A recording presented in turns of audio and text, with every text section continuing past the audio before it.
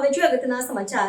વડોદરાના નવા yard Lalpura road પર વિશાળ ભૂવો પડતા હાહાકાર। 6 કરોડના ખર્ચે બનેલા માર્ગની ગુણવત્તા સામે ઉઠ્યા સવાલ।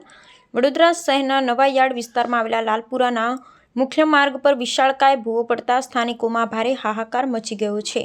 આશરે ₹6 કરોડના ખર્ચે તૈયાર કરાયેલા આ મુખ્ય માર્ગ પર મસમોટો ભૂવો પડવાને કારણે માર્ગની ગુણવત્તા સામે ગંભીર સવાલો ઊભા થયા છે અને વાહન ચાલકો તેમજ રાહદારીઓમાં અકસ્માતનો ભય ફેલાયો છે।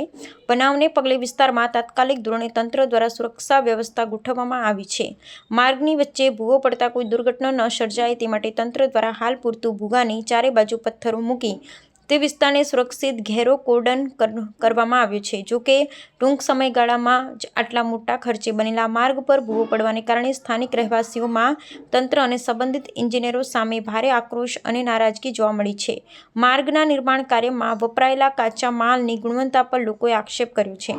સ્થાનિક નાગરિકોએ વડોદરા મહાનગરપાલિકાના સત્તાધીશો સમક્ષ ઝડપથી આ ભૂવાનું સમારકામ કરીને માર્ગને પૂર્વવત કરવાની માંગણી કરી છે। લોકોની નારાજગીને પગલે આટલા મોટા ખર્ચ છતાં રોડની સ્થિતિ કેમ બગડી તેની તપાસ હાથ ધરવામાં આવે અને જવાબદાર અધિકારીઓ સામે પગલાં લેવાય તેવી માંગણી પણ જોર પકડી રહી છે। તંત્ર દ્વારા આ માર્ગનું સમારકામ ક્યારે શરૂ થાય છે અને માર્ગની ગુણવત્તાનો કોઈ તપાસ થાય છે કે કેમ તે જોવું રહ્યું। હું લાલપુરા રામપુરા નવાયાર્ડ છાણી રોડ હું ગામમાં રહું છું અને આ કેટલા ટાઈમથી પાણીની સમસ્યા છે।